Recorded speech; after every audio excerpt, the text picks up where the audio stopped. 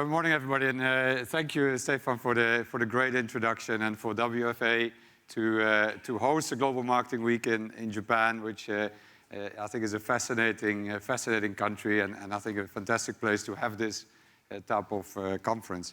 What I would like to talk to you about today is time for new partnerships. I was really pleased to see the result of the poll that you just did, because I have a very similar view as most of you. I think we all realize that we have to change. The world is changing. I just showed you a little video as to what is changing in our industry when it comes to cars. But many things are changing, driven by technology, and we need to create new ways of working between us and our agencies. I'll try to be a little bit Dutch today, as Stefan says, a bit direct in some of my comments. So I will go through some of the slides reasonably quickly, and then in the end, I want to touch on some of the key challenges that I believe we need to fix together between us and our agencies. So this slide I will not keep up for too long because it's a bit scary to look at. But I think we've all known this. We all spoke about 10 years ago already that people could choose what they want to watch or not. We've had the ad blockers for a long period of time. And many things have been happening in the last 5 to 10 years.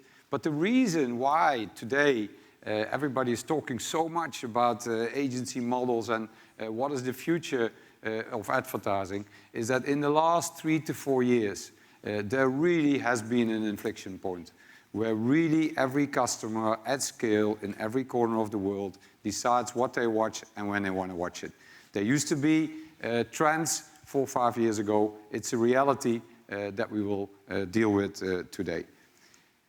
Also, I used here, very similar to the research that Stefan used, some of the research results of a survey that WFA did, where they went to people in advertising agencies and people in client organizations. But basically the question is, should the models change or are the models still right? And you can see here that, like you, people believe that the models should change. And the combination is very interesting of these 3 points here. One, clients and agencies both agree, which I think is always a good base for a partnership discussion. So it's not that the one believes we should change and the other one doesn't. So we both agree, so that's good. But the second one at the bottom is a bit more scary, especially for agencies. 3 out of 4 clients believe or considering to look at new ways of going and new pitches. And many of us read the press in our industry a lot. There are pitches happening every day, people putting their business out to pitch, trying to create new models. I will talk a little bit today about what we do at Nissan. I'm not a big fan of big pitches. Sometimes there's a place for a big pitch if you need to do something, but at the same time they're also very disruptive. So you need to be very careful when you do it, and especially in today's day and age, or the challenge that we have today. My view is that both sides don't really know where we need to go and what we need to do. And that's why the title of my presentation is time for a new type of partnership, is to really work together and together figure this out. And hopefully, in my presentation, I can give some insights as to what I believe the key topics are that we need to solve. Before that, not too much, but a little bit on Nissan. I think many of you know this. But we have been a car company for a very long period of time, 85 years actually this year, so it's a long history. We operate in most countries of the world, in over 150,000 employees with about $110 billion in revenue, so a large organization. On the agency side, to put in perspective a little bit the size of what we do, we use about 10 agency groups all over the world. The majority of what we do, we have a very strong partnership with Omnicom as a group, but we use 10 agency networks within this group, a few outside of that group, but majority within Omnicom. In these agencies, we have about 1,600 full-time employees working on our account, and we spent a bit over $4 billion in marketing. That's obviously not only advertising, that is what we spent in marketing as a whole. And the last point is one of the key points that is the reasons why I believe we need a new type of partnership. And this is not unique, I think, to only Nissan. But our agencies are a very fundamental part of what we do.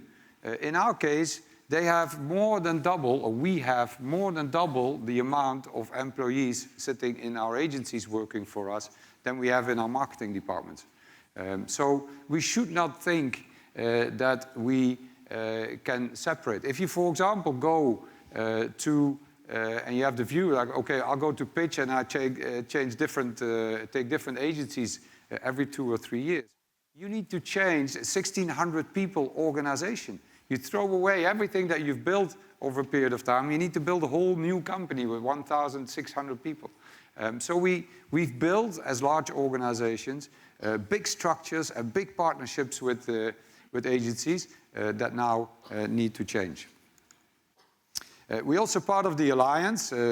Stefan mentioned that. So the orange at the bottom is Nissan, but we are together with Renault and Mitsubishi in an alliance. And now as a group, you can see that we are in the top 4 of automotive players in the world, between ourselves, Volkswagen, Toyota, and General Motors.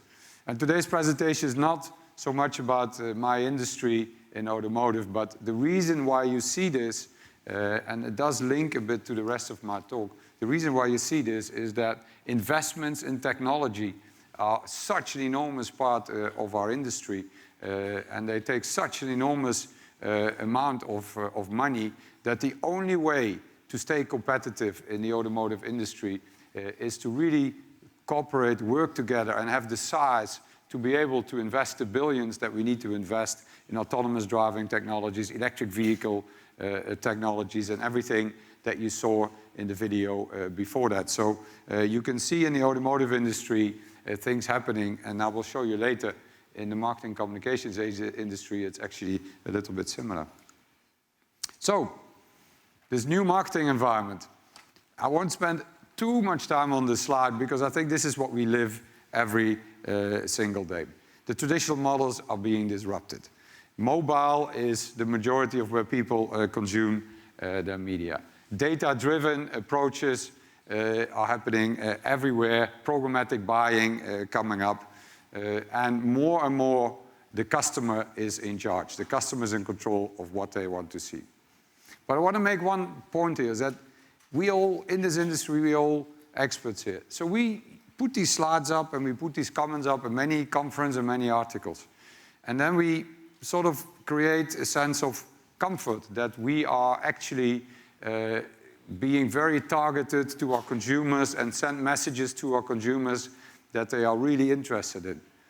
My view is I don't have the specific numbers, but probably less than 5% of everything that we spend as an industry is really data-driven, is really targeted, is really a combination of all of them. So if I say, do we send a very targeted message to a consumer interested in a specific car in our lineup, on the device that they want to see it, at the time that they want to see it, that's still a very small portion of everything that we do. So the majority of what we do as an industry is still relatively traditional. Still the majority of the targeting that we do in media is based on demographics and very little on psychographics. But we know, the first comment, that these traditional models are disrupted. So we have to move away. And we are moving away, but we're moving away very slowly because we haven't really figured out yet how to do all the other elements at scale. We figured it out how to do it sometimes. I don't think we figured out how to do it always. And that brings me to this key point. Our dream that we all have is one-on-one marketing at scale. And we've been reading and talking about this for many, many years, that our data is going to enable to do this. Internet can be targeted. We can now finally measure the impact of everything that we do. We spoke about this 10 years ago. And that's really, I think, our dream and why we are all here. I don't want to hear about a very special offer on a Nissan Serena here in Japan if I am not in the market to buy a car. First of all, it's a waste of money by the advertiser, but second, it disrupts my experience when I'm doing whatever I'm doing on my phone. So we want to move to the left, but the nightmare on the right is where we might also end up, which is that we're going to lose the customer. We are not able to create messaging for them that they are genuinely waiting for and genuinely interested in. But we keep sending targeted messages to them, but we just don't get it completely right. So now they know that I drive a car. They know that I drive, or we know that I drive a certain car. We know that I have a family. So then our models are going to say, well, let's send messaging about the new Nissan Serena. But we might just forget that I actually just bought a car 2 months ago, and the messages you're sending me is actually that same car cheaper than what I paid for it. And I'm going to really be upset with what you are sending me. So we are at this inflection point. We want to go to the left, but we need to figure out how, otherwise we get to the right. And a lot of the tension that you see at the moment in terms of data and in terms of advertising and ad fraud and a lot of the stuff is because we want to go to the left, but everybody's nervous we end up on the right. But we can fix it, and we need to fix it. But we need a big shift. We need to change our models. We need to go deep. This is not, as we say in Japan, this is not Kaizen, which means small improvements every day. This is a big change. We need to really sit with our partners inside our companies, but also with our agencies, and look each other in the eye and say, okay, how are we going to build a new model? How are we going to create something that can truly do this one-on-one marketing at scale? And now I've already spoken about what I would call pre-sales, advertising to people, hoping that they will go and buy our cars. But that's not the only disruption that's happening. Especially in our industry with cars where people have a long use of the vehicle, it's about the overall customer experience. When we buy a car these days, the car is connected. So we get data from the car when we drive the car. So we need to make sure that we manage all aspects of the customer experience. And more we hear the word customer experience. And in my view, the future of marketing is the management of the overall customer experience. And not, like many people sometimes believe, the initial part, which is to create and generate demand, and then leave it to other departments in our organizations for the rest. Other point that's happening is we are becoming big data companies. Everybody talks about Google data, Facebook data, Baidu data, Tencent data. Yes, absolutely. But we are creating data. This is in our case. We have more than 1 million unique visitors on our websites every single day. And those people do a lot of things, no? They're just exploring the content, they're downloading a brochure, they're configuring their car. So all of this data we have every day. Are we capable today to use this data to send messaging to those people relevant to what they are looking for? Because we know what they're looking for, because it's what they're doing every single day. So we need to create communication and advertising that when these people go, after they've done whatever they've done, they go to YouTube and they're trying to explore something around the car they want to buy, we should be there. And we should be there with the messages that they are looking for. So we need to use our data in a responsible and impactful way. Which brings this whole concept of precision marketing. We need to figure out how do we send the targeted messages to the right people at the right time. And the picture here is very interesting. Traditional Japan on the top left and modern Japan on the right. But you see on the top right, there is still also the elements of the traditional part of Japan. So I don't think everything is going to be precision marketing. We will have big TV commercials. We will have brand campaigns. We will have to do big sponsorships. We still have to have the big impact of the brand, but that should be combined with sending targeted messages to those people who need certain sets of information from us. So we need to transform our partnerships. And on partnerships, We often talk about all these agencies out there and that we have hub models and bespoke models and this models. But we need to also sometimes take a step back. I showed you the automotive industry with 3 or 4 big players, and we tried to operate as single units so we can share the investment. The advertising industry is not so different. If you take the agency revenues on the left and you add up the top 5, you have 5 groups in the world that run 90% of all the fees of advertising. So we need to create partnerships together with them to fix and to figure out how we're going to do this. And we should not think that we've got, I don't know, 25,000 agencies out there. Because that was created over time, that individual P&Ls and individual agencies eventually ladder up to some holding company, but the holding company is relatively passive and the individual agencies run. We need to change this. We need to put much more responsibilities in the holding companies and make sure they invest in the right things to invest in to figure out how we're going to deal with this. So my belief for a future agency model is deeply integration between the client and the agency. So you see on the left a common foundation. Goals and objectives between clients and the major agency groups need to be shared. We cannot stay in this principle that I will give you a brief, I will wait for 2 weeks and you will come back. We need to jointly say, what are we trying to achieve together and how are we going to do it? Data integration and customized audiences needs to be common for everybody. We have data coming out of our cars, we have data from the platforms that we advertise on, we can buy third-party data, but we cannot have each department, each country within our company and each individual agency have their own set of data, their own analytics, their own customized audiences that they have built for that specific target that they have done. So we need a big portion that needs to be common, data and insights in the middle at the core of what we do. And then an agile, continuous cycle of operating what I would call that marketing communications machine. So content first. So what is the audience that we want to talk to, which comes from the left? What is the content that we want to serve? How do we reach these people? Where do we place it? Not everything is going to be addressable, but we need to make sure that we combine the two. Live results assessment and create the content again. So if you translate that to a model, it's completely different to what we have today. Because what we have today is still, in many cases, that we have a campaign or an activity, we will brief it, we will wait for the result, and we move on. Then we evaluate a little bit later, we say it was good, it was bad, and we move to the next campaign.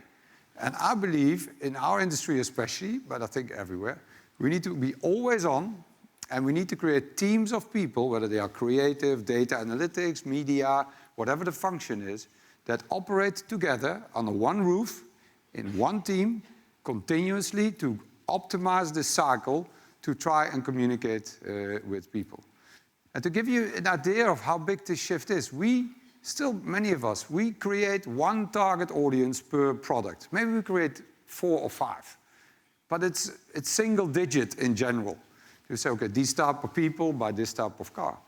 But if you take the future, not only is going to be, instead of 3, 4, but all the data and analytics is going to be able to give us 40 different audience groups that will buy this specific car. But within the 40, some people are very early in the purchase process, somebody somewhere in the middle, some are very close to buying, some people have just bought. So all of them need different messages. So if you put the grid together, you're going to see that you're going to need hundreds and hundreds of messages out there that you need to continuously generate. So then what are the things that we need to break? So my first comment is in the middle. Let's not be fooled as an industry by data and analytics and this trend and this trend. Creativity is everything. Creativity in the end is what is going to drive it all. We can talk so much about that we can reach people on this platform or in this location, or we cannot. But in the end, it needs to break through. We need to be appealing in what we do. And sometimes we miss that. I sit in so many discussions and meetings. 4 years ago, 5 years ago, the discussion was the media companies are going to be the heroes or the big story. Today we talk a lot, the last 2 years, a lot about data and analytics, and the consultancy companies are going to come in, and it's all going to be about analytics. It's true, but it's also not true. But the one thing that is never changing is creativity is king, which is in the middle. And I want to make that comment. And I often talk to our partners at Omnicom, and I said the make and break of whether you are successful or not is whether you are creative or not, whether you are able to translate the message. But there's a few things that I want to touch on. First, on the left, coordination to integration. We have created models that are about coordination. So we put all agencies together and we do one brief. And then we know, okay, we briefed everybody the same, so they will all deliver their portion in the same way. We created visual identity standards to make sure that everybody does their executions looking the same. We have this 360 campaign type of principle to make sure that everything is together. But that's coordination. We need to go to integration, where we sit together in these teams that I just mentioned earlier. We work together every day, and we change the creative every day based on the results that we get out of the data and the analytics. But that means that these people cannot sit separate in different agencies, in different cities, and then share once every month a set of data. You need to live it every day, like operators or people on the stock market that will check every day what's happening with, is this ad working, is this ad not working? Talk to the creative guy, why don't we change this? Oh, it's working better. So we need to go to integration. We need to kill individual agency P&Ls. I showed you this picture of the big holding companies and how big they are, and that they cover 90% of the market, but it's not how we operate. We operate with thousands of individual agencies, and individual advertising agencies within the same holding companies compete with each other for business. And in my view, we need to change this. So our strong message to our partners is that we don't want... I'm not saying we should not have specialized agencies, don't get me wrong. But I'm saying we should not have individual P&Ls that fight with each other against the model of integration or against what the consumer is really looking for. Top right, investment by agency networks. Agency networks have traditionally been service businesses. So we give them a brief, they will come back, as I said. But I think it's changing. Like, we have to invest billions of dollars in autonomous driving technologies, in electric vehicle technologies, connected car technologies. Agency groups need to invest in data, in analytics, in resources, in people, in everything that we spoke about. And the holding companies need to step up, because individual agencies and individual accounts might change. For 3 years they have brand A, then another period they have another brand. So you cannot do all your investment on a brand by brand, agency by agency basis. So I believe agency networks need to, and they're starting, by the way, they are starting. Bottom right, as I said, get out of this traditional briefing. And we still do it every day, but not anymore master-slave. I'm the marketing director, I have a budget, you're an agency, and you need to do what I'm telling you to do. No, partnership is equal. They are experts in what they do. In marketing communications, we should be experts in what we do, and we operate together, and we challenge each other, and we are completely open and free to challenge each other. So we need to change as clients just as much as agencies need to change. And I left the top one last as my comments, because I feel strong about this one. Specialization versus incubation. We continuously make the mistake to think that something is a specialization. There is, to me, a fundamental difference between a specialization and something that you need to put in an incubator. Let's go back 15, 20 years ago when the old internet came up. Yes, it was new, a new channel. We don't know what to do with it. So could the traditional agencies deal with it? Did they know how to operate it? Probably not. And we didn't really want them to take the eye off the ball in terms of what was 98% of what we needed to do. We needed experts to figure this out. So agencies stepped up. They say, okay, well, we know this world called internet, or digital that was then called, and the same happened to social. But for me, as agency holding companies, it's my message to them, You need to figure out, is this a specialization or is this a new thing that I need to put separate for a period of time to mature and to grow and to become knowledgeable and then put it back into my mother company? Because if you don't put it back, so in other words, if you leave the baby in the incubator, but you never put the baby back with the family and the mother, you're going to get pretty lonely babies all over, well, not babies, but children and growing up and teenagers. And my point is, you make your main agency a pretty dumb agency. So what did we do in all these years? We told the main big agency that we had 15 years ago, yeah, this internet thing, but don't worry about it. You focus on what you do. We have a digital company. We as clients are the same. No, we don't want you to do that. We do digital, we do with this company. Social, no, we do with this company. At the moment, we're doing the same with data and analytics. No, you don't have to do this. It actually started with media. We said, media. No, you guys do creative. We create a media company. So now we took the media out. We took digital out. We took social out. And now what you hear, a lot of criticism all the time. So, but this agency, the only thing they want to do is TV. But we created that. We created it, and I think the agency holding companies created that. So my view is very strong, is that you need to be very careful before you call something a specialization. For me, digital is not a specialization. Social is not a specialization. Media is not a specialization. They are parts of the mix of marketing communication that we have to do, and they need to operate together as one unit. You cannot separate, call it traditional marketing, from digital, from social. You cannot separate where you place an ad from the content of what that ad is all about, because the content needs to be linked to where you place it and to whom you send it. So my big message to our agency networks is that we need to fundamentally change some of the things that we do, but we need to change as clients, because we have been creating the agencies and the structures that we wanted to have at that period of time. So my message to you, but to our agency groups is, let's all realize, like I think all of you did with the 92% in the poll, let's all realize that we need to change. Let's all realize that we have the risk of losing our consumer. But let's put that aside as much as possible and be very positive and optimistic about the fact that for the first time, we have the real opportunity to connect one-on-one with people. But together, we need to figure out how we create new models that are integrated and that are chasing a joint objective between the client and the agencies. And if we do that, I think we're gonna create something very special.